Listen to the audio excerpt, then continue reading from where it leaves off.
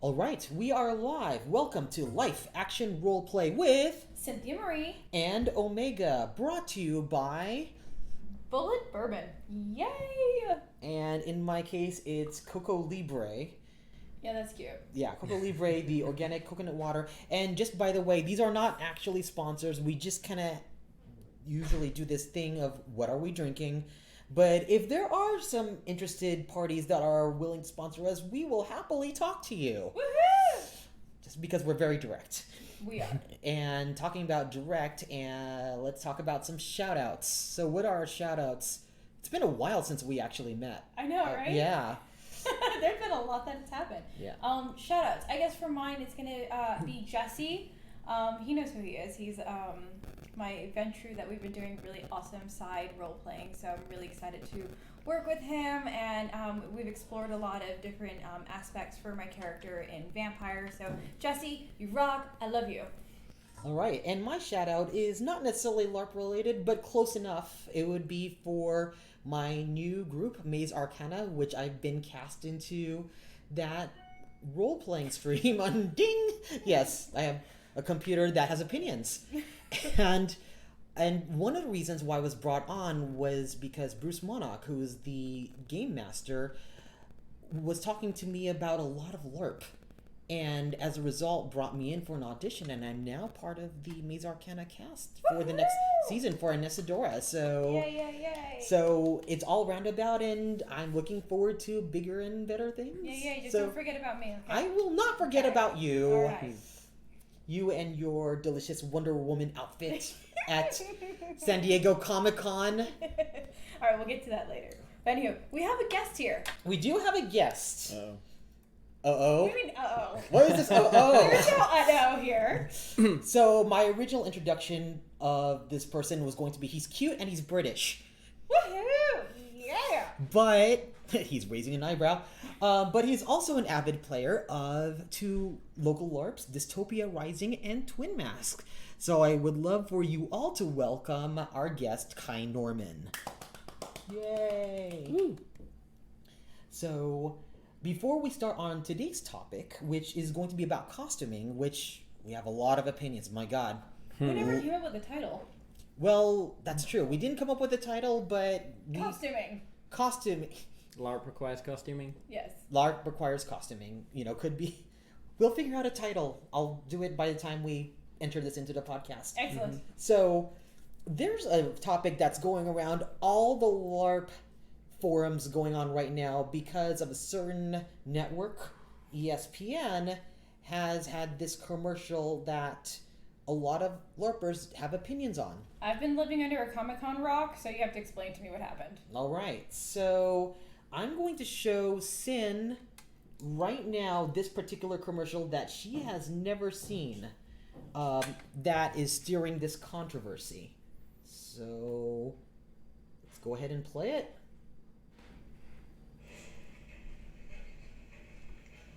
You cannot go into battle without the proper blade. Brother Malachi! Summon the finest mighty steel blade from thine steed. What? Can you get a sword out of your minivan for Steve? Spending a football Sunday like this? Bad fantasy. Playing ESPN Fantasy Football to make Sundays real fun? Good fantasy. Play the #1 fantasy football game. Sign up now at Fuck that shit! fantasy. Rude. Oh, I should not be saying that. I'm sorry. Oh my god. No, that was pretty much my reaction. Fuck you, ESPN. Oh, okay, hold on. Okay, let me just rant real quick. So fantasy football is such bullshit because you're making a fantasy team which they're never gonna fucking win anyway. So you're spending stupid money on something that you actually don't experience. Whereas LARP, you actually experience it full throttle. Come on, idiots. I would say that with fantasy football, people do get a lot of enjoyment out of it. So I don't like to yuck other people's yums, but ESPN was doing so much yucking of the yum that we all enjoy. Not acceptable. If I find it That's really worse said. Better said. that is why Kai is here. Damn it. Motherfucker. Yeah, cheers to that. Mm-hmm. But what I find the most ironic about this commercial is that we're watching an ESPN commercial of people who are traditionally nerdy doing the most jockey thing. Yep. And then the end result is the most traditionally jockey thing being the nerdy thing. The guy that is outside the group looking at a screen. And Yep. that's supposed to be better fantasy than going outside and hitting other people with swords. I'm like, are you fucking kidding me? You don't see the irony of this. Yeah, like one is full-on exercise and social interaction and just, hanging out with your friends and forging relationships that can and do and will always last a lifetime. Mm-hmm. Yeah. Versus, I don't think there's many people who have found lifelong friends or partners, wives, husbands, etc., and created lives from fantasy football. I would also even go in further that I dated somebody who was living fantasy football, and all he did was sit on the freaking couch and just watch football for like days on end. Like, there was no interaction. It was ridiculous. And sorry for saying this, stupid. Like, I would rather have social interaction, like you said, than sitting on a couch looking at numbers and being like, oh my god, my player sucks. Why is it not winning? Why is my team not winning? Like, no. And they're also playing on a very trite fantasy from Revenge of the Nerds. Are all of your references as the person from LARP House? I forget her name. Like, I think it's like Chantel. Like, she wrote a very eloquent letter responding to ESPN, and she mentioned a lot about, like, are all of your references from the 80s, like from Revenge of the Nerds. Yeah. Right. Because nerddom doesn't look like that anymore. Right. We look at Comic-Con and it's filled with everybody from all identities. Yeah. It is really surreal. And also, there is a level of physical fitness involved with a lot of these buffer LARPs. There's a reason why some of these people are called stick jocks. It feels like their marketing team completely lost a niche of group, because I'm pretty sure there are LARP nerds who are totally into fantasy football as well. Oh, yeah. Mm-hmm. And I feel like they've just alienated an entire like section of nerds. It clearly they didn't watch Knights of Badassdom, because that did not correlate Which at is all. a great movie that Exactly. everyone should see. It's not the best movie, but it's enjoyable and fun and silly and not deprecating of LARPers. And it's a great way to explain LARP without going in full. Like, I know for me, when I'm at work, it's easier to reference Knights of Badassdom and say, here, go ahead and watch this, and kind of understand the breakdown of what LARP is to a certain extent, rather than like, this is LARP, let me explain to you what I do. Yep. Yeah. And role models is also a good reference point for LARPers, because actual LARPers were technical directors. Yep. For Actually, that movie. Especially for the first movie, Knights of Badassdom, to my knowledge, a lot of the people that they... I'm having trouble with words because the bourbon is already hitting me. But the what's the correct word for it? Technical advisors? Yeah, the advisors. There's another word that I was grasping for, but I'm not going to be able to get it. With them, some of those people were very active members of like LARP Alliance and things like that, which were very, very big at their time, and I think are still quite active. Yes. So, they definitely at least touched on those types of people and like got the LARPing community involved. I also find it really funny when I play Twin Mask and DR, and a few of the other LARPs in Southern California, when I might once in a while bump into someone that I recognize from the movie, because that happens. Right on. Yeah. Right on. Well, so I will bring it back full circle Sorry. with the ESPN video, is that the costumes were horrendous. Like, who wears that? I kind of disagree, actually. Really? Yeah, like if you go back and have a look, like a lot of that armor was actually really nice. Like, I was looking at the horns. oh yeah, so the reason why is the guy Steve, brother Malachi, he was wearing football pads and a plastic helmet because he's a newbie. So he's not wearing the best gear, but everyone else I think was wearing quite a lot of good stuff. As a newbie, I dress pretty freaking good for a costume. I agree. I mean, there is a bar, and there are people who put more effort and less effort. But I do feel that I've personally noticed the more effort a few people put into doing really good costumes, it ups the game, and everyone just kind of passively starts raising the bar because they're like, oh, oh, I should stop making this out of cardboard, or I should maybe not use, single layers of satin to make my entire costume. Right on, yeah. And I do see that in LARPing groups. When I was first involved with Dying Kingdoms, there was a certain costuming level, and as a lot of those characters grew and figured out more about their characters, they actually invested money into better costuming. And so when you see the difference between game 3 and game 30 for some of these people, it's like, holy cow. But some of that costuming represents their leveling up of experience. Sort of like in certain video games, sometimes you get the better armor Yes. when you do that. All right. As well. So, quick question, guys. Yes. Favorite costumes you've seen or worn? Ourselves? Yeah. Okay. I'm going to say that my favorite costume right now or ever is probably my current costume for Twin Mask, for my Archduke. I did spend a bit of money on that coat and developing a lot of that look. So when we did that photo shoot, there were... it got a reaction out of people, and even walking down Hollywood Way, it was kind of amazing that people were trying to guess what I was. Right on. And along with all the makeup that Cookie Owl actually did on us, because he was the instructor of that makeup school, I felt ridiculously awesome. And the Battlescar makeup is actually my profile picture on Facebook. So I Al would say did the that makeup? Al did the makeup. Okay, shout out to Al. We love you. It's amazing. Yes, and he was the instructor, so he took advantage of that school, and he actually wants us to do this again. So I'm so happy for that opportunity. Right It was so on. cool. What about something you've seen? Something that I've seen. I think this thing I've seen, and it was many years ago, I want to say 2003, where someone came in as a gargoyle with head to toe in full gray makeup and very big wings, and this was at Kubla Khan a long time ago. I don't remember who this was. I just remember this was amazing. This must have taken hours to do, and I imagine makeup and construction has changed over at least 10 years, because it was in 2003 when this guy made that and came into this game. And I don't even know who this is, but I remember it clearly because it was just that amazing. Okay, right on. All right. Kai, what is your favorite? That's going to be a little tricky for me. By trade, I'm a special effects guy. I love making costumes and designing things, fabricating stuff. So when I get inspired by a character, I tend to go a little on the crazy side. So all of my characters I like, but at the same time, I kind of hate them as well, because after I've made something, once it's been made, I start seeing the flaws in it. Now, there's a little bit of a disconnect there, and I actually think is a really interesting lead.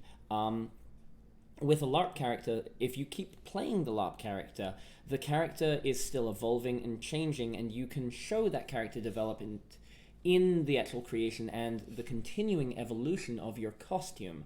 If you're doing a cosplay, for example, I find I hate a lot of my cosplays because they're static. You make how they're supposed to be, and you wear it, and then you get some cool photos. And for me, then I start seeing all the flaws, and then I start to hate it. Oh. Wow. Now, in Dystopia Rising, I think I'll send you guys some photos so you can use in the podcast at the end, like a before and after shot of nice. how my character has evolved, because I have a few photos. Thank you. We'll post that on our website. Yes. Yeah. So my first character that I made for Dystopia Rising was a character from a type of people called Diesel Jocks, and they're basically like Mad Max Raiders mixed with NASCAR racers, but 400 years in the future after the world has completely been destroyed by zombies. So you're actually leaning on some of the armor right now. It's Can y'all hear that? It's really heavy and awesome. It's covered head to toe in studs and spikes, not damaging enough for anyone's safety, but a lot of pyramid studs and kind of punk influences. It's got a lot of patches from various kind of rockabilly bands, because the character is a bit of a post-apoc of rockabilly. There's So cool. license plate pieces and diamond plate. Bumper. Yep. There's even some bike tire that I've kind of cut down and attached onto it.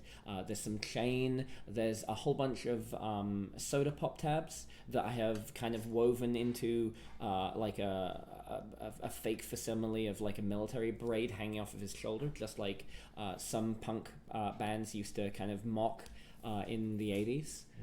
So I've got a lot of different kind of influences and references, especially to Americana on the costume. And the thing that I love most about the character is people in-game have gifted me things. Like the character has a lover, and she sent him this tiny little three-dimensional rose pin, and I sewed that onto my costume. I've had a number of other things handled as well. That would be down there. Aww. And interestingly enough, the evolution of that character and his lover, quite a bit of the pieces of that metal flower have been broken off as their relationship has actually been changing because they have not been near each other for a very long time. Oh.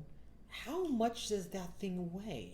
I'm not sure. I've never actually weighed it, but it's especially on the back, because the character is, as I said, like a kind of Mad Max kind of influence. I especially looked at some of the designs of bikers, the 1% bikers that have a top rocker, a bottom rocker, and then a big kind of gang patch on the back. And I decided, well, if you need to make it into armor, why not make those pieces into metal? And I kind of took it that route. So that character is by far the most involved that I've done. And touching a little back on what we were talking about just a moment ago, it was about raising the bar. I've been told that when I came into game, a lot of people were really impressed with my costumes. And immediately when people were like, you've got such a cool costume, I turned that around into, I'd love to tell you how I made it. And I feel like that's really helped a few people because they've seen that it can be done. And once you see that something's possible, you get inspired to maybe try it yourself or try your own thing. And raising the bar, seeing people bring really amazing costumes, I hope that never actually disheartens someone. I would much rather inspire people to keep pushing harder and keep getting cooler costumes. Yeah, you've inspired me, so I'm gonna push Aww. myself. That's really sweet of you. And Thank really you. quick question, like, it is built like armor. How is it to fight in it? Can you find it decently? So the full complement of the character is he wears leather chaps, biker style, with a bunch of armor plates kind of sewn into them, and a bunch of like ammo pouches and stuff for holding things on the legs. He has a large shield that looks kind of like an airline door that's been ripped off and rusted up and bullet holes in through it. A rusty metal sword, and both of those are made from foam and nice and light and fun to LARP with. And then the actual jacket is a sleeveless leather jacket that I've added all of these armored plates and things to. One of the main things that I really tried to focus on was maneuverability, because if you try to make really form-fitting armor and things like that, unless you really, really know what you're doing and you carefully articulate things to be like medieval full Gothic plate, you're going to make mistakes. And one thing that I feel really lends well to a post-apocalyptic LARP is that you can find things that are already built and modify them, reinforce them and armor them up. And I feel like that is a little bit of an easier curve than trying to make, full Gothic plate when you have no idea what you're doing. And that does actually lean into something I think we're going to maybe chat about a little later too. Yeah. And Cyn, since you proposed the question, what is your answer? My favorite outfit is not as intense as Kai has explained. Sorry. It's okay. I think my favorite outfit, there's a few. Okay, I'm gonna pick when I was playing my Ventru, where I eventually became Prince. I wore an all-white suit, which is completely opposite of what any vampire would wear. So everybody wore black and reds and all that. And as a Ventru, I decided to wear an all-white suit, which posed a very interesting juxtaposition for me. So it was very easy to put together. I had all of the elements, but it was fun to play because I actually also sat in I think it was a white chair, or it was a very well lit chair. So it was very opposite of what vampires would normally want to go for. But as far as seeing a costume that I love, there was a Malkavian 2 games ago. I'm not sure. Oh, you weren't there. No, I At missed La that. Sangre. Beautiful Malkavian. She had green, like, so she was wearing a wig that, like, ombre from black to green. And she was wearing all black, and she was stunning. And as my Toreador character, my Toreador character didn't want to go to her because she thought she was too pretty, like, prettier than my character. And I was like, no, she's prettier than me. Like, this is not cool. So clearly she had, like, an amazing costume that I absolutely adored. So there you have it, my 2 favorites.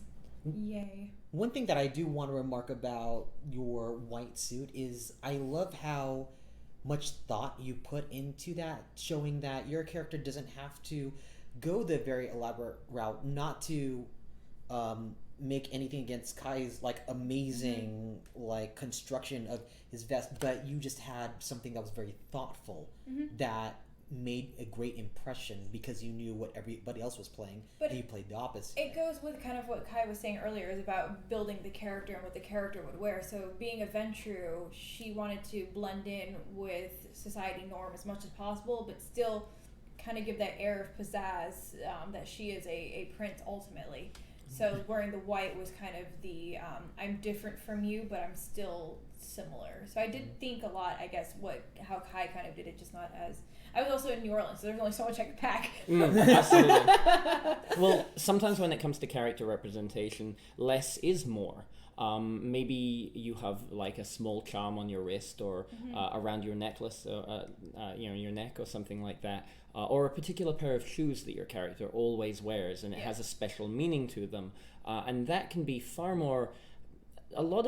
So when it comes to visual costuming, some of it is to tell other people what you're doing. In Dystopia Rising especially, I really enjoy the idea of strain recognition, which means identifying what type of character you're playing, not necessarily through like profession, but through the strain, which is another word for race. And so visually identifying what race a character is helps you an idea of like kind of what their position is in life and what they're up to. And I like that, especially in that game environment. But it doesn't have to be the same thing. And there are some players who intentionally choose to play counterculture visually to what their character should do. And I think that's a just as valid and just as interesting method of storytelling. Because if your character is such a counterculture and a shock against the norms of their normal society that they grew up in, then representing that in any way that you can is just as important as going by the wood grain. So I would say as a newbie, it helps a lot where people dress as their strain or their race or their clan or their kith, whatever you want to call it, so that when you walk into the game, you're easily identified and understood. Like, so Toreador, people wearing roses, is a lot easier to identify, okay, this is my clan, or the strain that you were talking about with all the biker stuff. With Diesel jocks, yeah. Right, really cool and easily identified. But the people who go against the grain, I think, also lends itself to a really good role play. So as a newbie, if somebody's going against the grain, I would immediately try to go up to that person and try to figure out who they are and why they're not necessarily dressed like the norm. And I think that also lends to really, really good blending of the characters. Now, I haven't played Vampire in a while, but if I recall correctly, the Caitiff are not well liked, yes? Pretty much. Yeah. So they're the chafe. In Dystopia Rising, there are types of people called remnants, which are actually half-breed mutants. And one of the strain disadvantages of them is all of the other players are encouraged to kind of, be a little meaner to them because they're not pure. So there's a lot of encouraged kind of like aggression in that way, and a lot of people don't play it very hard. There's like light teasing, and there's a lot of like kind of physical check signs of like you make how would you describe this hand symbol? The little, okay. like the okay thing. The okay symbol. You hold that to your chest. If you're making fun of a character and you read that you might be hurting the player's feeling, you hold that against your chest for a second, and they're going to give you a thumbs up, a thumbs down, or kind of a mid-level thumb. And that is basically thumbs up, green, keep going. If it's mid or down, red or yellow, then you should disengage, lighten up, or just avoid it. in order to, I mean, there's some role play that needs to happen, but there's always a way to resolve things so you're not actually emotionally damaging the player. You're just being mean to the character. I love that. That's very helpful. Because I feel like a lot of role play in general is opt-in. And if a player is feeling uncomfortable in something, then they absolutely have the right to opt out and step away. That doesn't mean that their character will survive the encounter, but it means that the player in question emotionally is unharmed by the fact that their character might be getting mugged or killed or, talked down to or things like that. So, fair enough. Speaking of opt-in, how much is your character determined by the costume that you wear personally? Oh, wow. Mine's 100%. I'm not sure I understand your question. Well, there are some people that, and some LARPs, where the costuming is not as, the bar isn't set as high. And a person can go in with what I'm wearing right now, and keep in mind for people who are not watching, or, you can't see me, I'm just in, a Henley and some pineapple shorts. Yeah, I dress up. Comfortable. But for some people, they feel like you have to wear certain types of clothing to, I guess, identify to other people that I am this person, or it's almost like I'm putting this on and now I can become this character. Now, for some people, they require the wearing of the costume to transform into the persona that they're going to play in that LARP. Yeah. So how important is that to you? So I guess that's the big question. Mine's 100%. I dive into my character at the moment I start putting on my makeup. I have a whole soundtrack for my Lola, for example, my Toreador soundtrack that I play while I'm writing about her, when I'm getting ready. I do my makeup slightly differently. I'm a completely different headspace when I walk into the game, mainly because of the anxiety that I sometimes encounter just before. So it's better for me to dive in 100% with the way I look and the appearance, rather than kind of, excuse me for saying it, but lack of a better term, half-ass it. No, yeah. It's interesting you say about the soundtrack idea. I have a couple of soundtracks for some of my characters. Often when I'm going to the buffer LARPs and things like that, they're a little bit of a drive. They're usually 2 hours drive, at least, with glorious, beautiful LA traffic. How I love it. Oh, lovely. Yes. Lovely LA. So good. Anyway, so with that in mind, I do like to kind of, build myself up and kind of have a hype track of listening to it kind of gets me in the mood for whatever I'm trying to, get involved in. It's usually a lot of fantasy music and the Lord of the Rings soundtracks if I'm going to a fantasy game, or Mad Max soundtracks if I'm going to see, say, Dystopia Rising. But even then, I have individual soundtracks for my different characters that I might bring in first. And I might not necessarily play a soundtrack in the middle of game while I'm getting dressed in my tent, but if I really want to get into my character, then yes, your character's costume is the skin of your character, and I feel that for a lot of people it's almost like a ritual where you're putting on your makeup, battle war paint kind of ideas, and throwing on your armor, and it doesn't even have to be the armor that is actually real physical armor. It's the clothing that your character wears to protect themselves. And that is their armor. That white suit, for example, that is absolutely armor, because it is this declaration of here I am, and that just tells a lot about the character. And that in itself empowers you and helps you become your character. Yep. Yeah. Well said. So 100% agree there. So do you have a soundtrack on your phone? I do. For Axel, it's a lot of kind of rock country music and rockabilly songs. Can you name 3 songs that you play for your character? So recently my character, what's kind of interesting about Axel, at least, Axel being my diesel jock, and his name is after a car part, which is kind of traditional for his type of people.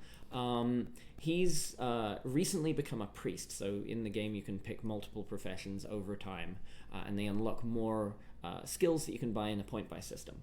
So with that in mind, I picked up Priest.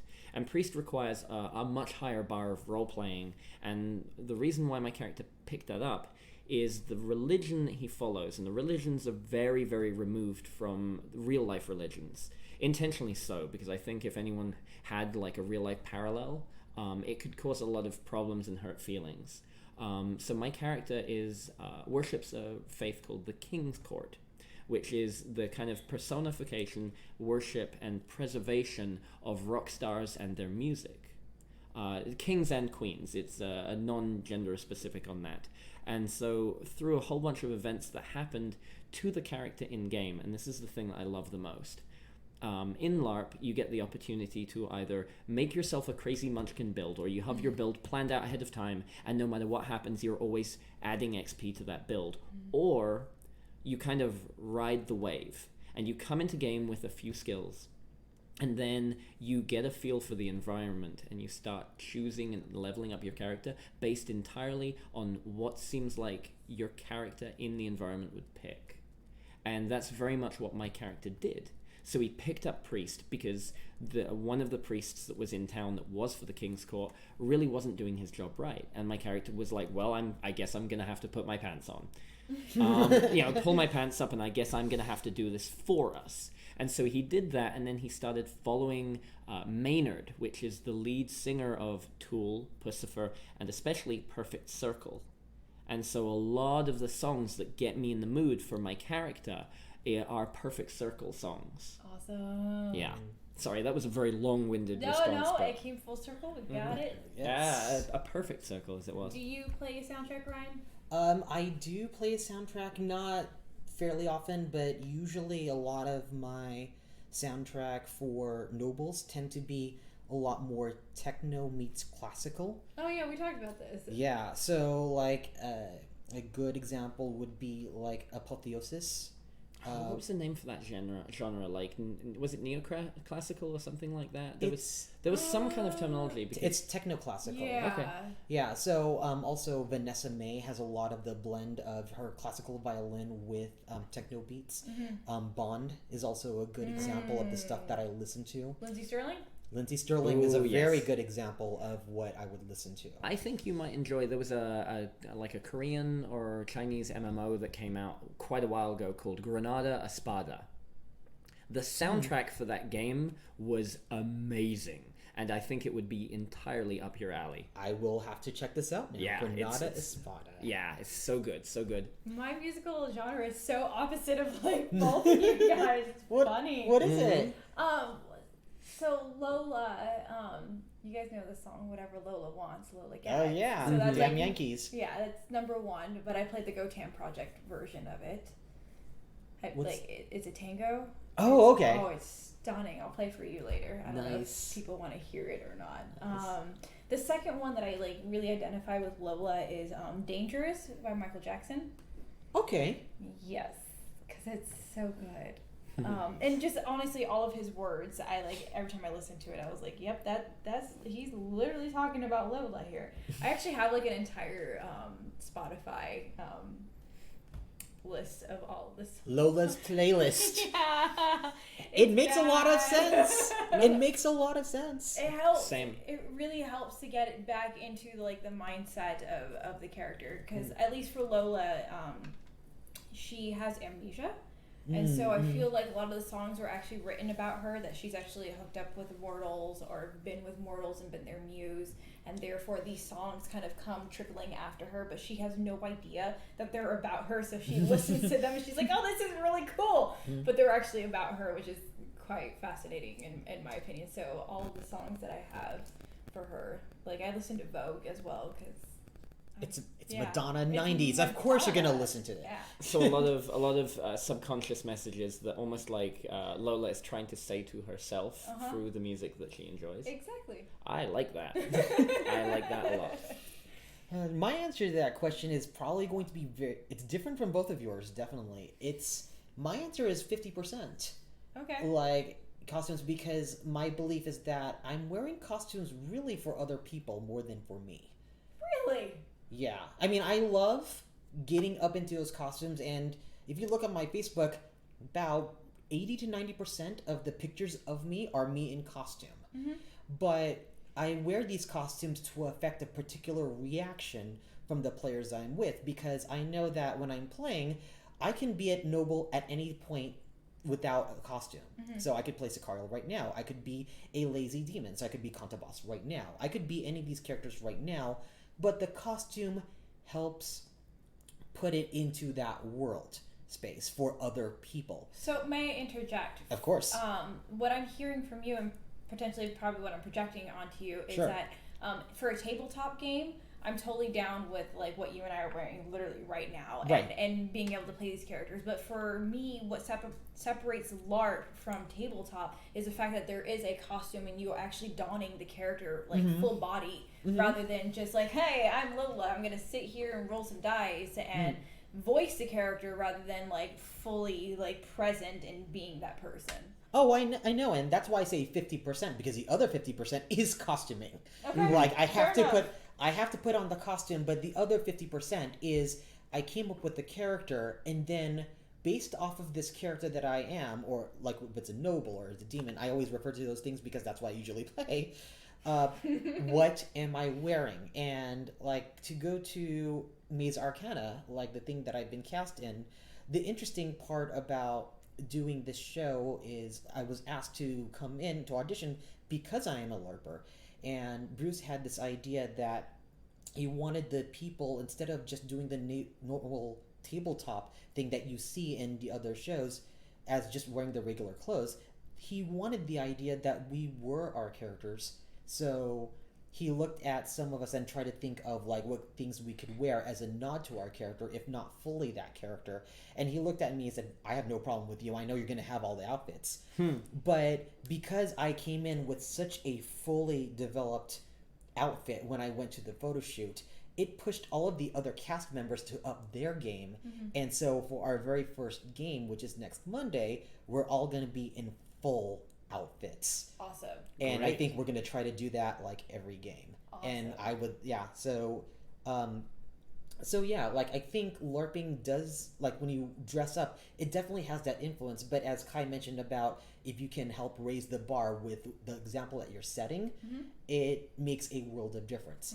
But as going to my original point, it's still 50%, because the other 50% is the strength of the character that you are portraying. Because regardless of the outfit that you're wearing, you have to think of a character like Cersei Lannister, who is naked and shamed and poop thrown on her, and she is still a queen. Can you be that character if you don't have that costume on? Right. And in my brain, you still have to be able to be a character even if you're in rags. Right.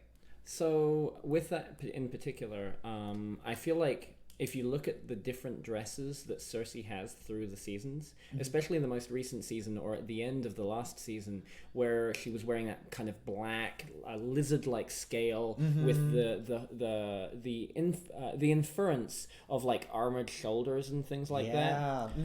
That was a very evocative and very direct like storytelling effect of like she has gone through a massive change. Here she is at the other end of it, cold forged and stony and hard and like cold like a reptile and armored to the teeth and not to be fucked with. And so for me, costuming is always about, or at least good costuming is always about good storytelling.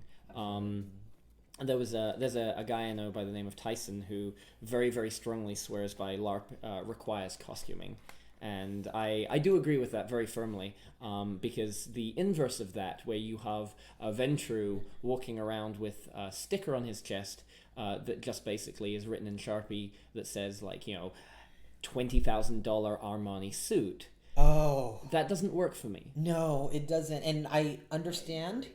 I understand, but in my head, it's like it never works. Now, speaking to that effect, I know that there are newer LARPers or people just getting into it, and they don't have a lot of money. Some people are, coming in from college, or some people want to try this out but don't want to invest a lot of money into a lot of pieces.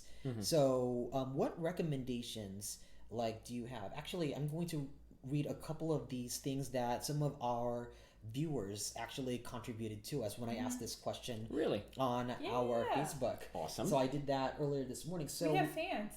Well, I'm sorry. Did I sounded surprised? That was awful of me. Sorry. no, I did not mean that in any We have way fans. like that. Thank you guys for I know. responding. Thank you for all of your contributions, for listening to us and being able to be for welcoming us in the LARP community. It's like, yes, we're all LARPers, but I also realize that we won't be able to get our podcast would not really be anything without the support of our viewers. So thank you. Thank you. So I want to read like a couple of these, or like I think it's right in front of you, Kai. Like, go ahead and read like some of these. I need So a moment to start reading them, but yes. Yeah, let's go actually to the top to like Christian Keller. I think he contributed first. Actually, I'll go ahead and read this. So his suggestion was, if we're talking about genre dependent, go with the lower class like thug, primal type characters, because it tends to work with a budget. But this is a person that loves like gangrel type characters, so someone that's a little bit grittier and rough. So he said Vampire the Masquerade, gangrel are pretty easy, so street clothes with some hiking stuff thrown on. With fantasy, be the craftsman, not the fighter. Simple tunic and pants in the period are cheap to make, and there are patterns everywhere. For sci-fi, shoot for something that's techy, like a pair of coveralls that can cover most tech positions. Otherwise, it will depend on game flavor. So a lot of lower classes tend to be fun. In addition, like someone also recommended, like Reggie Sauls mentioned, that NPC for a bit as you slowly develop your character and then add wardrobe. So I will play slightly devil's advocate. I would say look in your closet and see what you've got and play the character that you've got. So for instance, what Christian, I believe, was saying with the whole gangrel stuff, like I don't own hiking stuff. Like I don't go hiking. I'm sorry. Like I don't own fatigues. I don't own, like it's really hard for me to do that. But what is easy for me is Ventru, because I work in a corporate industry. So I have a lot of business casual type wear. So I think it's more about the what you have in your closet first and what you can thrift shops are my favorite. Absolutely. 100% supporting Thrift shops that. are like the thing, right? Or if you're in Los Angeles, Santee Alley, you can bargain for the stuff that you want. YouTube are your favorite in terms of draping and understanding how to kind of sort of put something together. But essentially looking in your closet and figuring out what you have and crafting your character around what you have in your closet is the best way to work with a budget but still be able to be like blam, right? So if you're a corporate industry type person, you probably have some pretty darn good suits in your closet, right? You have at least one or two, both male and female, that you can probably rock as a Ventru. In terms of sort of the sci-fi fantasy stuff, it might get a little bit harder depending on what you like to do. Like I'm a performer, I'm a dancer and choreographer, so I have a lot of feathers, I have a lot of rhinestones, I have a lot of like everything, so I'm able to piece those things together and kind of build a character based on what I have. So I guess my advice is look at what you have internally before you go outside and buy stuff.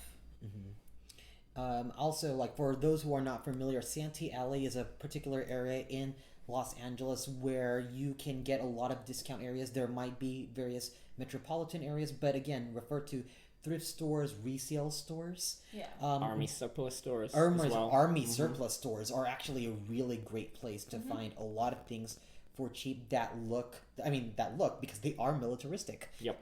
So they you need a Bruja or something more military-esque. In Dystopia Rising, there's one of the faiths words are hard, is called the Fallow Hope, and they're basically military that just focus religiously on exterminating the undead.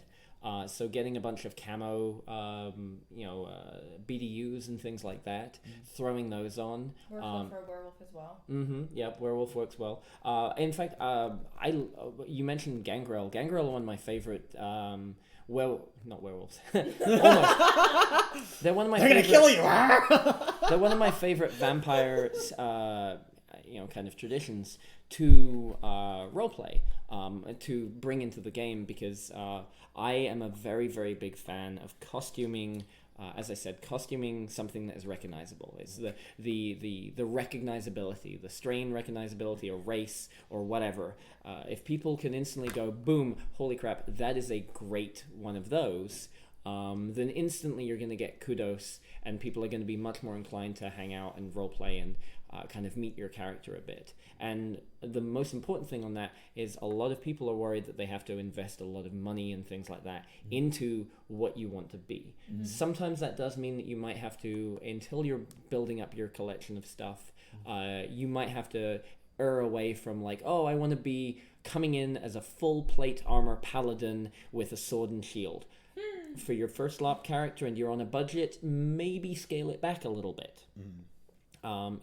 Build up to that. Maybe instead of being a paladin, fully knighted and everything like that, come in as a squire. Like, try and borrow some LARP weapons off of other players. Let them lend you like a wooden shield or something like that.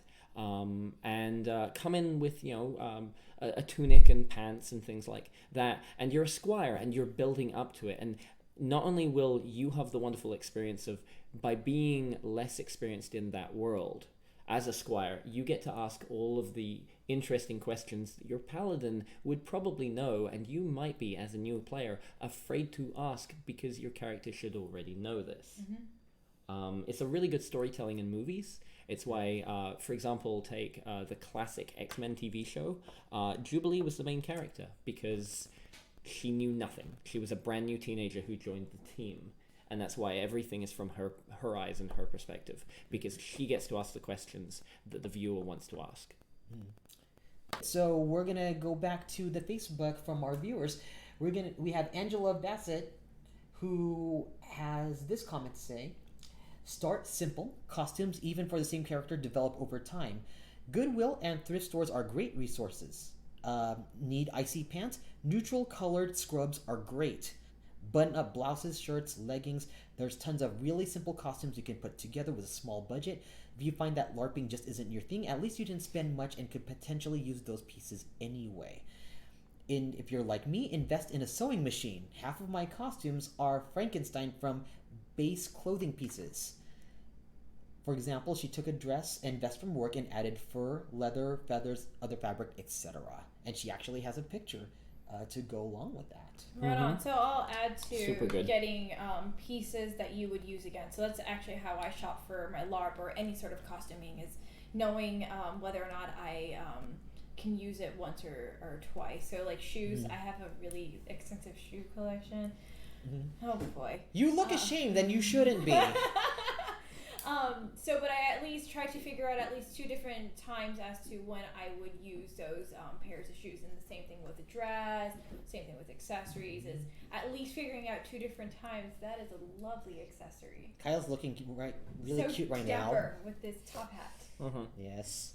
Would you like to explain your accessory? Sure. So, while we're talking about the idea of picking things that you might use in your wardrobe normally, that works very, very well for modern day LARPs, especially like vampire and so forth. For post-apocalyptic, it's almost impossible because you will... post-apocalyptic is really good because you can go to a thrift store and just shred everything. There is a set of tutorials by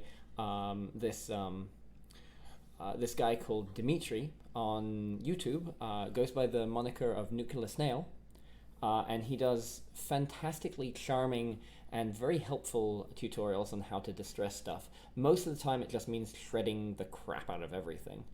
Can I say crap? Of course. Yes. Okay, cool, because I've said it like 3 or 4 times already. We said worse, so Yeah, you're yeah, totally we did. fine. Great. The thing in question that my friends here are talking about is I'm wearing a top hat that is covered with bones and leather. I bought the top hat with the intent of it being specifically for a character, and I have destroyed the crap out of it for oh, there it is again, crap. I have ruined this for everything but the very specific application of my character, or maybe because it's post-apocalyptic, going to an event like Wasteland Weekend.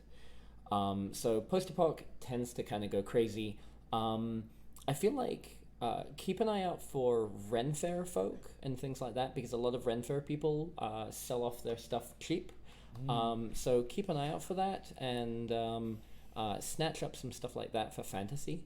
I find myself spending more money on fantasy LARPs than I do on post-apocalyptic, because I'm much better at creating armor and taking something that looks modern and ruining it than I am sewing something to make it look like a finely woven medieval piece of clothing. So often I buy and then do some leather work to accent my fantasy work. So my fantasy costumes, I feel, are less my own work and much more me just hiring my friends who do really good stuff. But my post-apocalyptic is usually all me, and my modern day stuff is mostly my wardrobe. I believe some people refer to it as closet cosplay. It's a thing, and it works quite well. I agree. So is it fair to say that if those of us who are novice to costuming is to tap your resources, i.e. the people that you LARP with, because oftentimes 1 out of 3 person will probably be more willing to help you in building some sort of piece for your character. Absolutely. And even that and hand-me-downs, because let's be perfectly honest, if you have a cool piece of costume that is very specifically for a character and your character dies, you're probably not going to be that attached to keeping it unless it's super awesome and you're keeping it up on your mantle. If it's like the undershirt to that character and you're like, well, if I wear that costume piece, people are going to recognize me for that other character. Stick it on one of your friends and it's not a problem anymore. There's a lot of venues that you can reach out for other than just thrift stores, although thrift stores by and large are the first thing that you should hit, always. Yeah. One of the things that I would also recommend for new LARPers, especially if they're doing buffer LARPs, would be to, if you're going to do first-time pieces, a lot of LARPs do ask if you have a lot of black outfits, so like a black shirt, black pants, usually if it's to be involved as an NPC of some sort. But also in general, neutrals are your friend, because it's so much easier to repurpose a neutral outfit into something else very easily. Absolutely. So one of my outfits from Twin Mask came from a Celestial that I used to play. The problem was that I never clicked with that character and then traded him for another character. But since all of the pieces were neutrals, I was able to use them in many other cosplays, characters, and anything else I wanted to portray. So yes, neutrals if you're not sure and you want to start somewhere, and then maybe explore a color palette for your character as you advance. And sometimes people can be very much defined by wearing a particular color, like Cyn mentioned her all-white outfit. If you think about color and how that works as a design, that can be useful for first-time LARPers. Yeah. So you mentioned something about cosplay. I think that's pretty interesting because personally, I've had this kind of point where very rarely do my costume pieces that I use for LARP or Ren Fair or things like that, where I need to be mobile or I'm doing something like drinking and like being more comfortable. And then when I skip over to my cosplay kind of stuff, more often than not, I've noticed that a lot of people... well, let me pose a question. Cosplay versus costuming, LARPing versus cosplay. Like, do you view those as the same thing? No. No? No. And I think it comes from, for me, like a very particular... For me, it comes from... Sorry, like the phone went off. The reason why I don't view LARP and cosplay as being the same thing is that when you're LARPing, you're playing a character that you've developed yourself. It has its own storyline that you connect to, that the origin comes from yourself. When you're doing cosplay, you are cosplaying something else, and you're reenacting yourself to become that thing that you did not originate. So in cosplay, you are fabricating yourself to be that other thing. So you can't really, cosplay a LARP character because like you came up with your own idea. as opposed to cosplay where you're trying to duplicate someone else. I'm That's sorry not if I'm true, though, so- because if no. somebody wrote a comic that's an original character and they decide to cosplay it, technically those are the same two things that you just said. But how often does that occur? Often enough, more than you think. So What's an example? Oh, I hate you. I had too Uh-oh. much to drink to Uh-oh. think about this. would you like to think of an answer while I ask Ryan a follow-up question? I will. Okay. Okay. So my follow-up here is, Ryan, would you say that what you're kind of saying is cosplay is a little more static, kind of fixed? Yes.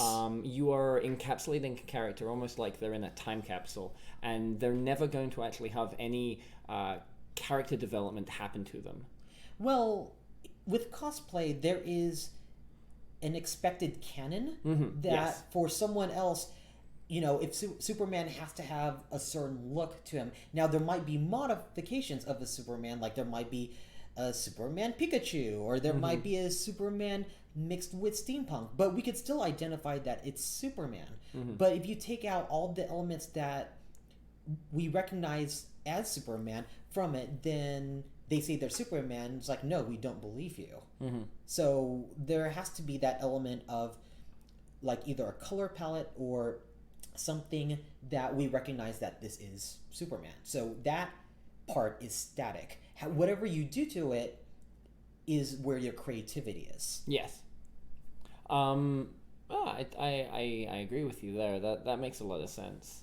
And then for more of a LARP character, I personally feel that when it comes to LARPing, it's all about the character development. Like that is the key focus. I don't try to create that much intentional drama. Like I don't try to plan behind the scenes certain things and arguments and conversations that I'm going to have with a friend, just so other people can kind of see my theater that I'm doing with a friend. I prefer all of those amazing moments in LARP that you get from pure, unadulterated, organic roleplay. Player 1 wants X, player 2 has X, they need to work it out. And there's a whole bunch of varieties of how they're going to try and achieve that, and further the goals. I've had some incredible moments in LARP where they could not have been better if a storyteller wrote that entire experience and everyone around me was an NPC.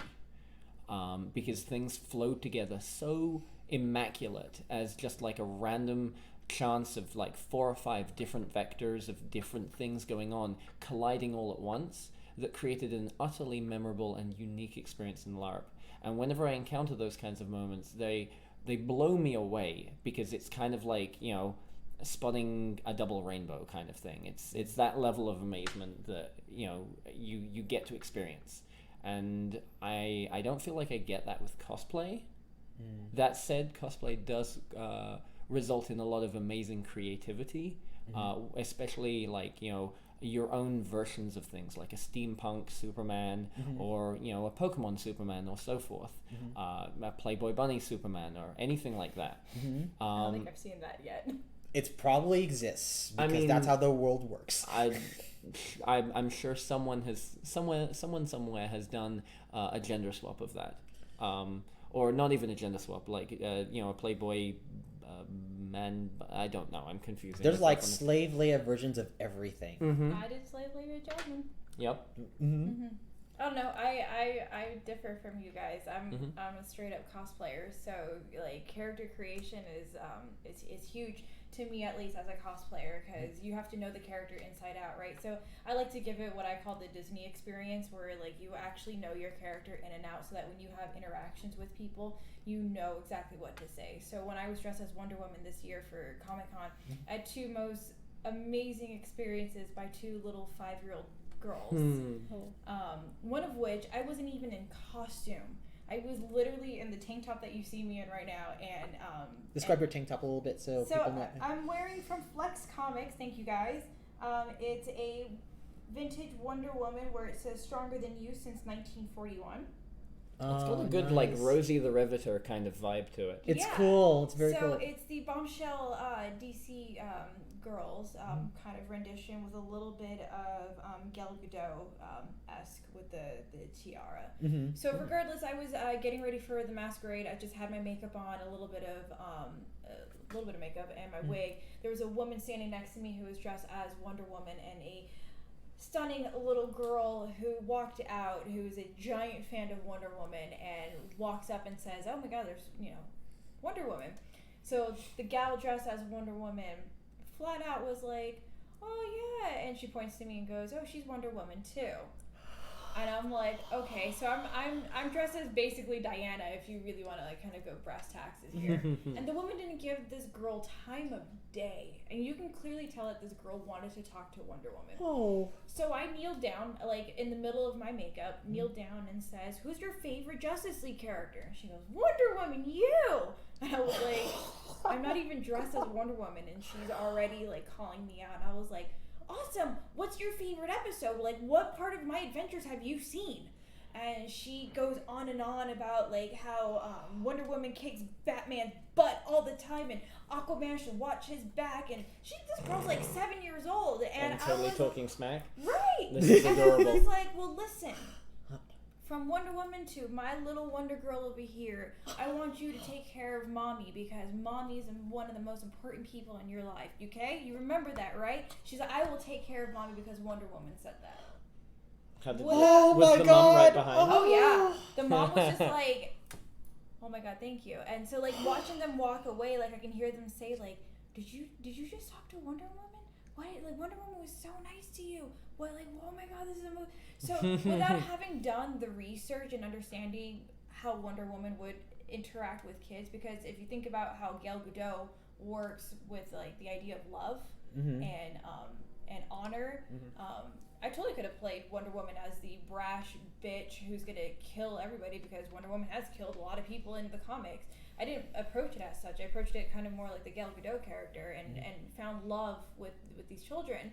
Like it provided an amazing experience for these two. So without character development and doing the research to understand these experiences, I wouldn't have been able to deliver an experience such as that without even being in costume.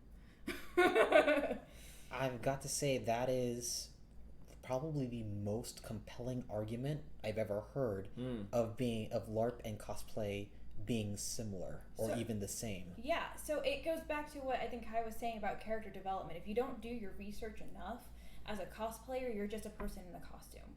What makes cosplay is the fact that you become this person. And not only become this person, but you become the person to create experiences around, so that everybody experiences the fact that you are this person regardless of what you look like. So like as Princess Jasmine, like I said, I give the Disney experience, so I've learned everything about what Princess Jasmine looks like, what her favorite colors are, how she sounds. I may not sound exactly like her, but to a little girl, I'm Princess Jasmine. Like there's no going, they can go meet a bunch of other different Jasmines and they'll be like, "Nope, that's Princess Jasmine over there," because of the experiences that I provide for them. So yeah, I think LARPing and cosplay are very similar in the sense that if you don't develop your character, you're never going to get the experiences that other players or other people may experience at the same time. I like that. Yeah, That's me really too. cool. The only one difference that I think is very strong that I've encountered between cosplay and LARP in particular is the comfort of the person wearing the costume. I don't see LARPers ever really putting themselves through that much problems. I mean, sometimes they'll wear very heavy armor and kind of exhaust themselves through heat exhaustion. But I have seen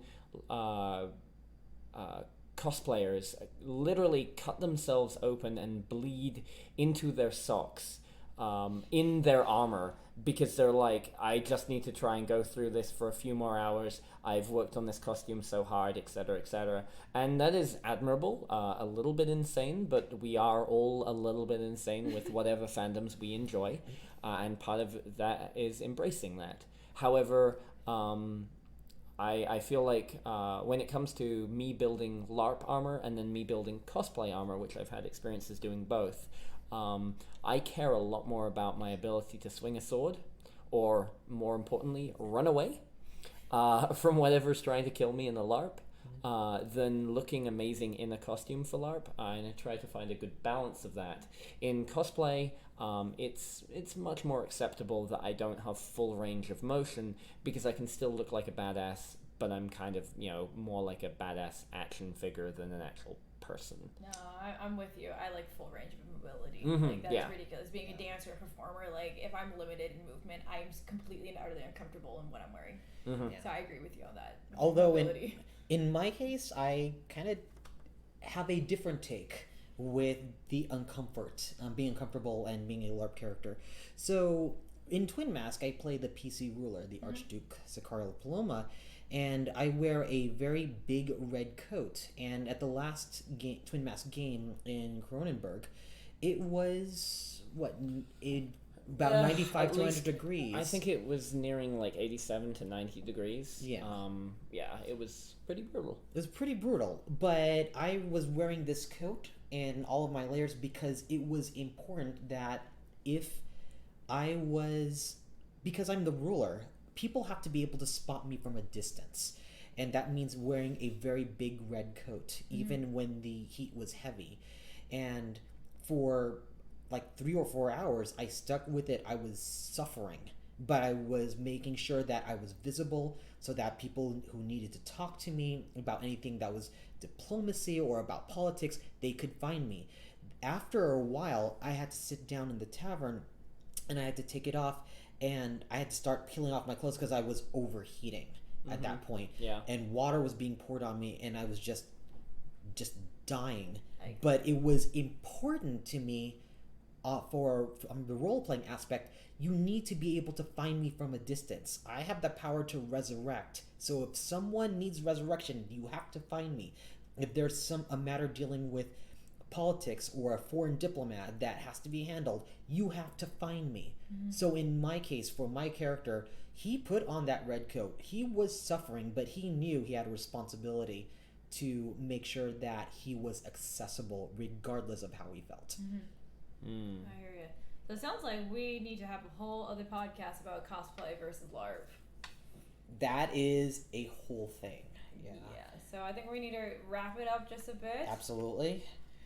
So Kai, what are your social media ways that people can reach you?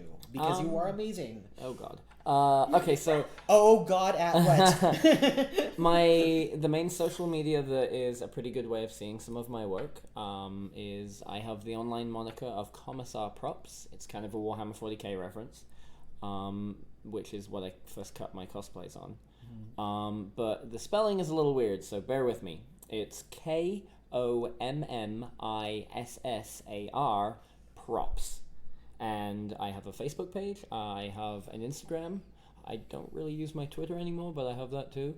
But yeah, so Instagram I think is a really good way of spotting some of my work and my props. Awesome. We will link that in our Facebook. So stay tuned so you can see some of Kai's amazing work. Thank you. Yes. And Cyn, what's your social media since we're also doing this as well? Oh, Instagram, Cynthia__Marie. So you can see all of my crazy cosplay, including my Wonder Woman that I wore to the masquerade created by Bronze Armory and Adam Levine. That could all be seen on my Instagram, and we'll also link that. All right. How about you? So my Facebook is Ryan Omega. So is my Instagram. My Twitter is Viscount Omega because Ryan Omega was hacked by Russians. Oh dear. Damn Yes. Russians. Are you Damn sure you're not Russians. Russian to accusation? Hmm? Are you not Russian to accusation? No. Can I hit him? Not Uh-oh. yet. Uh-oh. We don't No. know. Anyway, escape! Where's my phone? Escape! We Nah! don't have a foam sword, nor do we have dice. So, Damn it. we are going to leave it here. All right. No damage soaked. No damage soaked. Okay. No aggravated damage. Exactly. I can deal aggravated damage with my words. I bet you can. Alright, guys. All right. Let's wrap it up. All right. So from all of us here at Life Action Roleplay, hope to do you know what? This is the point where I was gonna come up with something clever and I can't. We'll talk to you guys soon. We'll talk to you Much guys soon. love. Much Take care. love. Bye. Bye. Bye.